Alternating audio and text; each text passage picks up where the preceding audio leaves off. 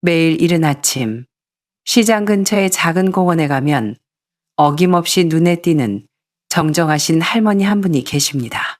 최 할머니는 크지 않은 체구에 소박한 꽃무늬 셔츠를 입으시고 걸음걸이는 급하지 않으면서도 허리가 꼿꼿하게 펴져 있어 도무지 91라는 연세가 믿기지 않을 정도입니다. 할머니의 얼굴에는 늘 은은한 미소가 감돌고 가끔 아는 이웃이라도 마주치면 맑은 목소리로 먼저 반갑게 안부를 물으시곤 합니다. 웃을 때마다 반달처럼 휘어지는 눈매가 참 고우십니다. 할머니, 어쩜 그렇게 늙지도 않으세요? 뭐 신선 노름이라도 하시는 거예요? 매일 봬도 어쩌면 그리 기운이 넘치세요. 주변 이웃들은 할머니의 건강과 장수에 혀를 내두릅니다. 심심치 않게 장수의 비결을 묻는 사람들이 있지만 그럴 때마다 최 할머니는 그저 손사래를 치며 웃으십니다. 비결은 무슨 비결이 있어? 그저 하루하루 별 탈 없이 살면 그만이지. 그러고는 슬그머니 말을 돌려 할머니가 제일 좋아하시는 단팥 찐빵을 사러 가시곤 했습니다. 제 이름은 영자. 올해 62입니다. 은퇴 후 시장에서 장을 보고 공원에 앉아 또래 아줌마들과 수다를 떠는 게 낙인 평범한 주부지요. 저 역시 최 할머니의 건강 비결이 무척이나 궁금했습니다. 주변을 보면 7, 80만 되어도 온갖 병치레로 고생하는 분들이 태반인데 할머니는 마치 청춘처럼 활기가 넘치셨니까요. 어느 날 아침 저는 따뜻한 두유 2잔을 사들고 공원이 한산한 틈을 타 할머니 곁에 살며시 앉았습니다. 할머니, 이거 따뜻할 때 드세요. 속 좀 데우시게요. 할머니는 저를 보더니 빙그레 웃으며 두유를 받아드셨습니다. 천천히 한 모금 드시고는 잠시 침묵이 흘렀습니다. 저는 조심스럽게 여쭈었습니다. 할머니, 정말로 장수하시는 비결 같은 거 없으세요? 할머니는 종이컵을 만지작거리며 한참을 말씀이 없으셨습니다. 이윽고 가벼운 한숨을 내쉬며 저 멀리 시끌벅적한 시장을 바라보더니 담담하게 입을 여셨습니다. 사실 말 못할 것도 없지. 다만 이런 얘기를 해봤자 믿어줄 사람이 몇이나 있겠나 싶어서 그렇지. 저는 귀가 번쩍 뜨여 자세를 고쳐 앉았습니다. 말씀해 주세요. 전 무조건 믿을게요. 할머니는 옛 추억에 잠긴 듯 미소를 지으며 천천히 이야기를 시작하셨습니다. 사실 내가 오늘까지 이렇게 살아있는 건 돈이 많아서도 아니고 자식들이 효자라서도 아니야. 그저 내 평생 딱 3가지를 지키며 살았기 때문이지. 그날부터 저는 할머니의 이야기를 기록하기 시작했습니다. 그리고 깨달았습니다.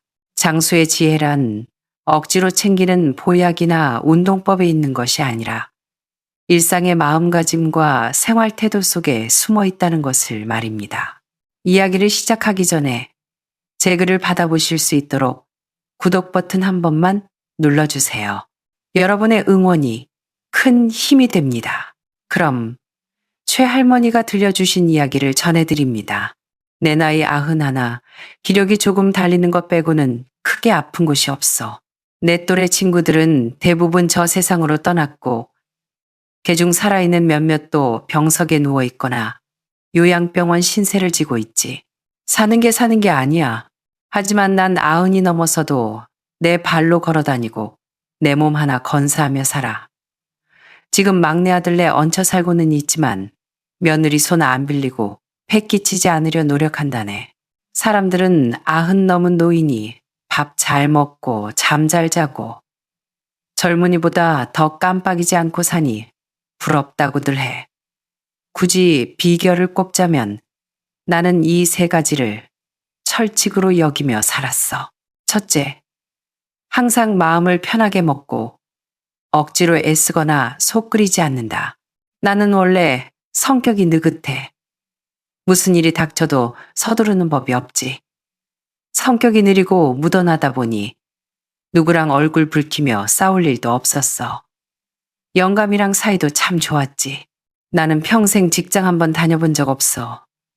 시집 가기 전에는 부모님 그늘 아래, 시집 와서는 남편 그늘 아래 살았지. 부모님도 남편도 나를 끔찍이 아껴줬어. 아마 내 성격 덕분일 거야. 젊을 때는 참 가난했어. 자식은 6이나 낳았지. 딸 4에 아들 2. 집안은 하루가 멀다 하고 쑥대밭이었어. 먹을 거 달라, 입을 거 달라. 아우성이고 영감은 돈 벌러 나가고 나 혼자 그 많은 아이들을 건사하려니 몸이 부서질 것 같았지. 그래도 어쩌겠어. 닥친 일은 해결해야지. 나는 화를 잘 안 내. 문제가 생기면 해결할 궁리만 하지. 그걸 붙들고 오래 고민하거나 괴로워하지 않아. 사람들은 기를 쓰고 이겨먹으려 하는데 나는 그게 다 제 살 깎아먹는 짓 같더라고. 마음이 편해야 몸도 편하다는 걸 일찍 깨달았어. 아무리 큰일이 터져도 누가 속을 뒤집어 놔도 마음에 담아두지 않아. 불안해하지도 않고 꼬리에 꼬리를 무는 생각도 안 해. 그냥 딱 그 일만 보고 해결하면 그만이야. 늘 허허실실 웃으니 주변 사람들에게 나쁜 기운을 줄 일도 없지. 내 전반생은 참 순탄했어. 돈 걱정 없이 살았지. 영감이 생활력이 강해서 처자식 굶기는 일은 없었으니까 영감 덕분에 80까지는 호강하며 살았어. 그런데 80 되던 해에 영감이 큰 병을 얻어 먼저 세상을 떠났어. 하늘이 무너지는 것 같았지. 한동안 넋이 나가서 멍하니 지냈어. 하지만 오래가진 않았어. 스스로를 다잡았지. 죽은 사람은 죽은 사람이고 산 사람은 살아야지. 영감이 떠나니 당장 경제적인 게 문제였어. 자식들을 불러 모아 내 노후 문제를 의논했지. 자식들은 매달 30만 원씩 걷어서 생활비를 대주겠다고 하더군. 나는 단칼에 거절했어. 너희들도 살기 빠듯한데 내 짐까지 지울 수 없다고. 상의 끝에 내가 살던 집을 전세로 내놓고 막내 아들 집으로 들어가기로 했어. 전세금 받은 걸로 은행 이자를 받든 월세를 받든 해서 생활비를 충당하기로 했지. 내가 죽으면 그 집 팔아서 막내한테 절반 주고 나머지는 5 형제가 나눠 갖기로 하고 집은 금방 나갔어. 매달 월세로 80만 원 정도가 들어왔지. 나는 그중 60만 원을 아들 며느리한테 생활비로 주고 나머지 20만 원을 내 용돈으로 썼어. 이 결정이 참 잘한 일 같아. 내 노후 자금도 해결되고 아들 곁에서 손주들 재롱 보며 사니 일거양득 아니겠어? 그렇게 막내 내서 산 지 벌써 10년이야. 큰 소리 한 번 안 나고 잘 지내. 가끔 의견이 안 맞을 때도 있지만 내가 그냥 입을 다물어 버려. 자식 이겨서 뭐 하겠어. 가족끼리 화목한 게 최고지.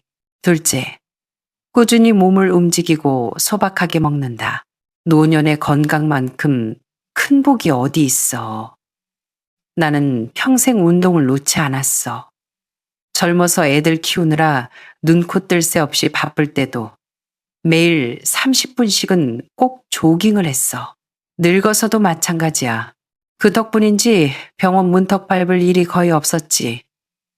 지금은 나이가 들어 뛰지는 못하지만 집안에서라도 매일 스트레칭하고 몸을 늘려주는 체조를 해. 하루도 안 빼먹고. 살아보니 알겠더군. 생활이 넉넉하다고 빈둥거리고 눕기 좋아하고 운동 안 하는 사람들은 늙어서 고생해. 젊을 땐 몰라도 나이 들면 고혈압이다, 당뇨다, 고지혈증이다. 온갖 병이 찾아와. 본인도 힘들고 수명도 깎아먹는 짓이지. 내 주변만 봐도 게으르게 산 사람들은 말년에 병원 단골 손님이 되어 고통 속에 살더라고. 나는 병원에 돈 갖다 바치며 아프게 살기 싫어. 그래서 비가 오나 눈이 오나 365일 운동을 해. 노인이 건강하면 자식한테도 효도하는 거야. 자식들 고생 안 시키고 병원비 아끼고 내 삶의 질도 높이고 얼마나 좋아? 노인한테 가장 큰 지출은 먹고 입는 게 아니라 병원비야. 병원만 안 가도 돈 쓸 일 별로 없어. 셋째, 내 인생을 살고 자식 일에 간섭하지 않는다. 자식이 6이나 되지만 나는 걔들 일에 일절 참견 안 해. 다 커서 제 앞가림하는 성인인데 내가 끼어들어서 이래라 저래라 하는 건 꼴불견이지. 우리 자식들 다들 평범해. 평범한 직장 다니고 평범한 월급 받으며 평범하게 살아. 나는 그게 나쁘다고 생각 안 해. 돈도 중요하지만 긍정적인 마음으로 행복을 느낄 줄 아는 게 훨씬 중요하니까. 사람이 만족을 알면 거친 밥을 먹어도 행복한 법이야. 욕심이 끝이 없으면 비단 옷 입고 산의 진미를 먹어도 불행해. 나는 평생 큰 부자는 못 돼봤지만 늘 행복했어. 자식들도 날 닮아서 천하태평 낙천주의자들이야. 우리 식구들은 다들 별 볼 일 없어 보여도 비관적인 사람이 없어. 다들 싱글벙글이지. 아들 내외가 부부싸움을 해도 나는 절대 안 끼어들어. 네가 잘했네. 네가 못했네. 심판 봐주지 않아. 너희 일은 너희끼리 알아서 해라. 이게 내 원칙이야. 방문 닫고 들어가 버리지. 살아보니 이게 정답이더라고. 괜히 시어머니가 끼어들면 싸움만 커져. 자식들한테 늘 말해. 너희가 너희끼리 잘 사는 게 효도다. 그리고 나는 내 몸 내가 잘 챙겨서 너희한테 짐 안 되는 게 너희 돕는 길이라고. 나는 말로만 그러는 게 아니라 진짜 그렇게 행동해. 그러니까 자식들도 나를 보고 배워서 긍정적이고 독립적으로 사는 것 같아. 내가 91 먹도록 누구 도움 없이 꼿꼿하게 사는 건 평생 이 3가지를 지키며 살았기 때문이야. 그래서 이렇게 건강하게 오래 사는 거지. 최 할머니의 이야기를 듣고 나니 가슴이 뭉클했습니다.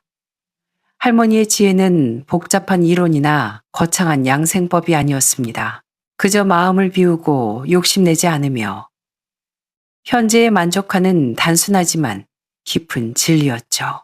남은 두유를 마시며 아침 햇살이 비치는 시장을 바라보다가 문득 제 주변에 있었던 또 다른 할머니 생각이 났습니다. 최 할머니와는 전혀 다른 삶을 살았지만 놀랍게도 장수하셨던 분이죠.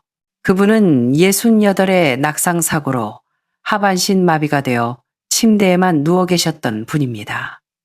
의사들도 얼마 못 살 거라고 고개를 저었지만 기적처럼 91까지 사셨습니다. 최 할머니 말씀을 듣다 보니 생각나는 분이 계셔요.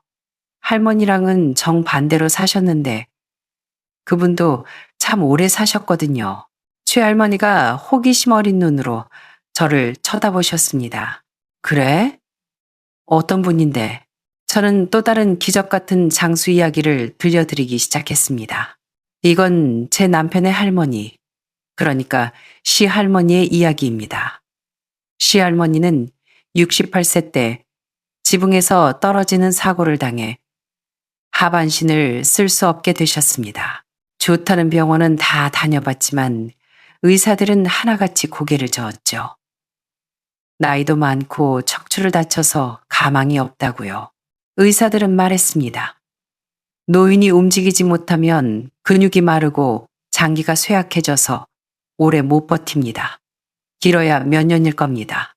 하지만 시할머니는 그 후로 무려 23년을 더 사셨습니다.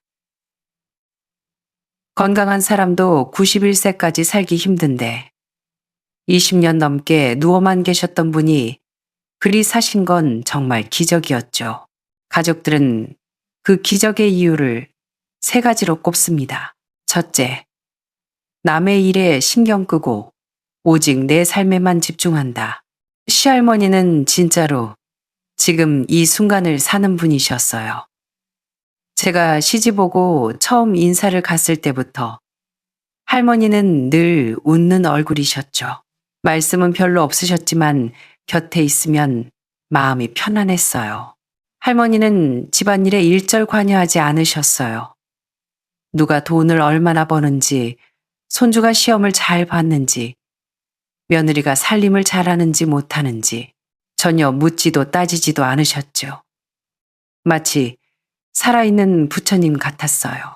그저 방 한 구석에 앉아 상반신은 일으킬 수 있으셨으니 오가는 식구들을 웃으며 바라볼 뿐 절대 불필요한 말을 보태지 않으셨습니다. 한 번은 친척들이 모여서 재산 싸움 난 먼 친척 이야기를 하며 시끌벅적했던 적이 있어요.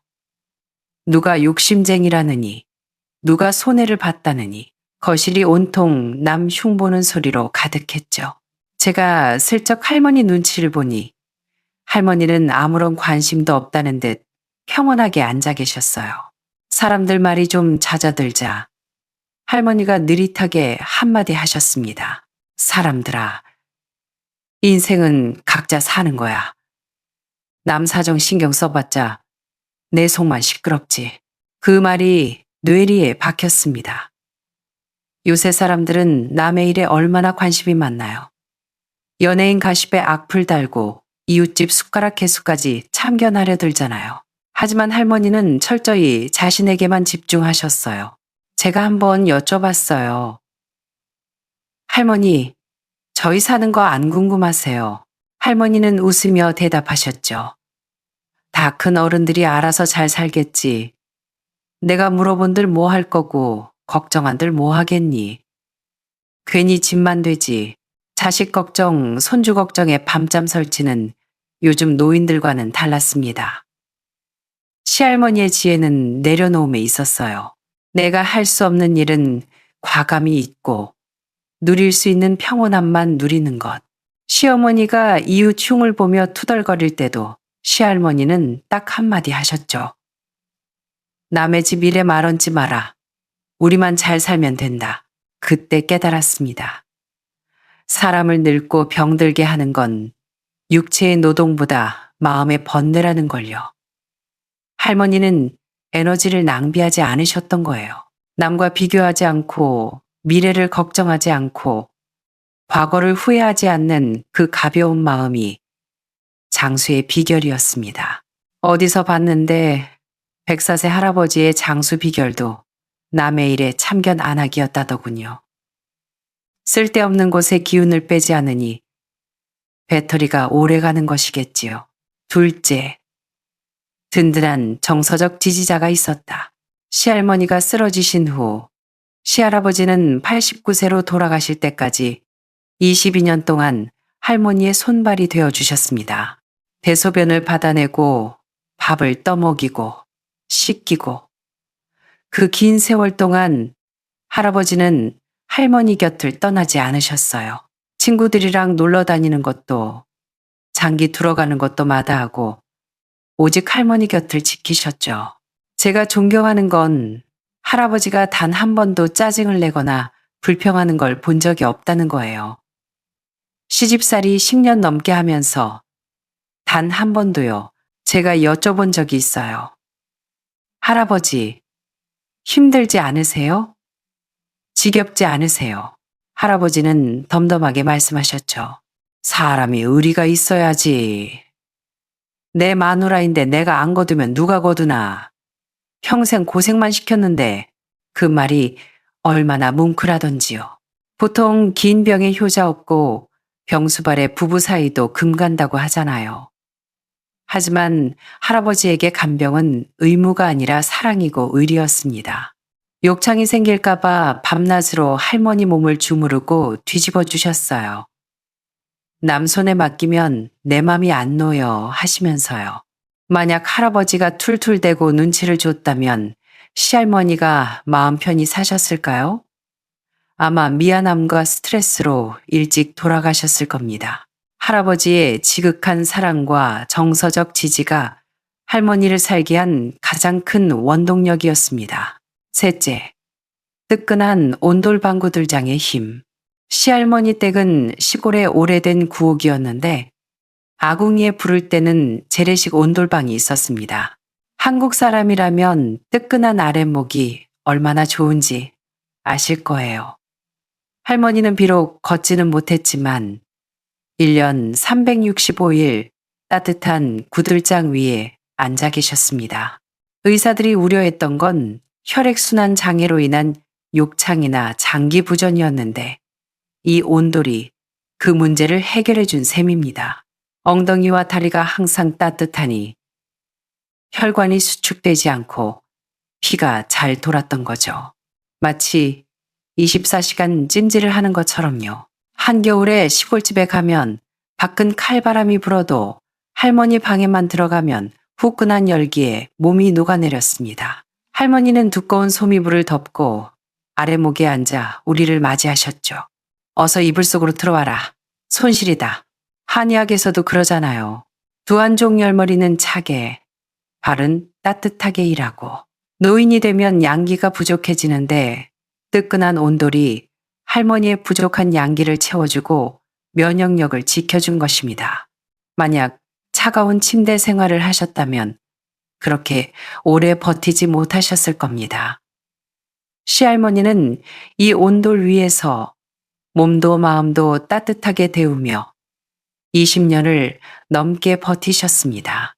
남의 일에 무심하기, 스트레스 차단, 헌신적인 배우자 사랑과 그리고 뜨끈한 온돌 체온 유지, 이 세 가지가 의사들의 사형 선고를 뒤집고 시할머니를 91세까지 살게 한 기적의 비결이었습니다. 이야기를 다 듣고 난 최할머니가 고개를 끄덕이셨습니다. 그러네. 결국은 마음 편하고 사람 온기 있고 몸 따뜻한 게 최고네.